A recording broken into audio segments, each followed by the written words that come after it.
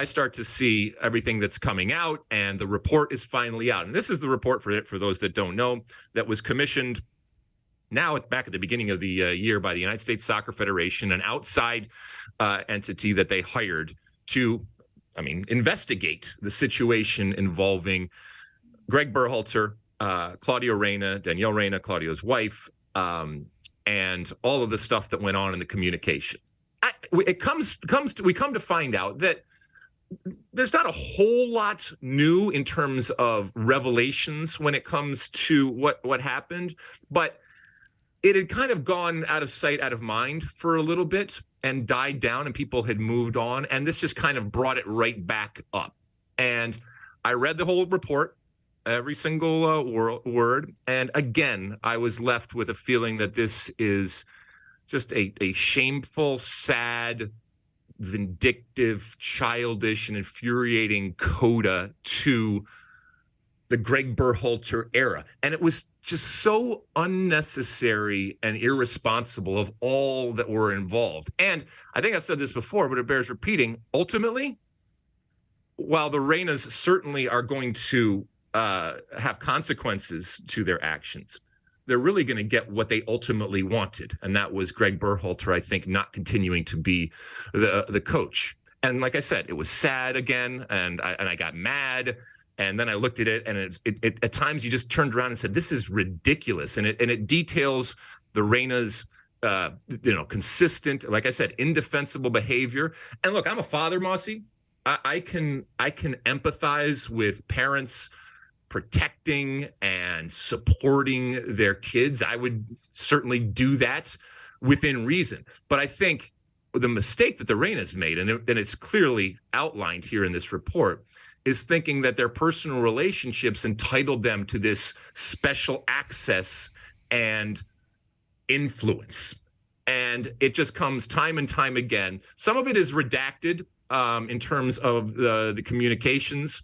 But we come to find out that even during the World Cup, there were problems with the Reyna family at the, like I said, in Qatar. And families, for those that don't know, the World Cup, usually what happens is a federation will organize a group trip. And kind of everybody's together. And so it's wives and girlfriends and parents and grandparents and stuff, and everybody's kind of together. And, there's dynamics involved in that, but there is also a kumbaya type of experience. And outlined in this is that, the Reynas and the Reyna family were certainly not happy about the way things that were going. But then it goes back into, like I said, a pattern of Claudio Reyna in particular reaching out and complaining.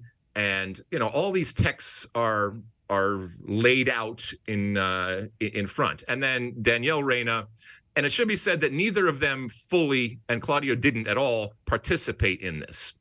And so we're only left with what this investigative group was able to ascertain from the people that they talked to. And that was primarily Greg, his wife, Greg Berhalter, his wife, and other members of the family, and then everybody that would talk. And so Greg Berhalter, I think, actually comes out the best, but there are no winners in this, Mosse. It's just, I don't know. Did you read any of this, Mosse, or did you just move on to other stuff? I read some of the quotes that are out there. Claudio Reyna, not a fan of female referees. Yeah. So hold on. So at one point, Claudio Reyna, in establishing a pattern of him, again, communicating, sending messages, sending texts, sending emails to people of power, importance, talking about his dissatisfaction with whatever it could be, the playing time, or in this case, like you mentioned, the fact that a U.S. national team game was having female referees. Now that's a horrible thing and a bad thing for Claudio. But I would say this, Mosse. Sometimes I would love in this day and age to snap my fingers and everybody's personal communications were public, and to see what we would be as a culture, as a country, and as individuals. And I'm sure that you and everybody that's listening, everybody's watching, I'm sure that you have, group chats and group text chains that you are on that you wouldn't want out there in public.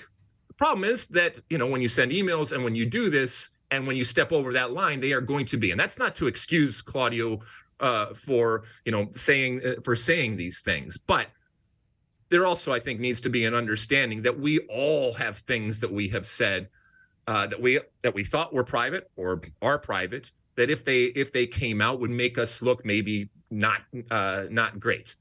When it comes to this situation here, the attention and the obvious piling on of the Reynas has come, and people are denouncing it, and that's fine. That you knew that was going to happen, and I think that is fair. Everybody's going to want their pound of flesh. And again, this is in no way am I excusing what the Reynas did here. You like that clip?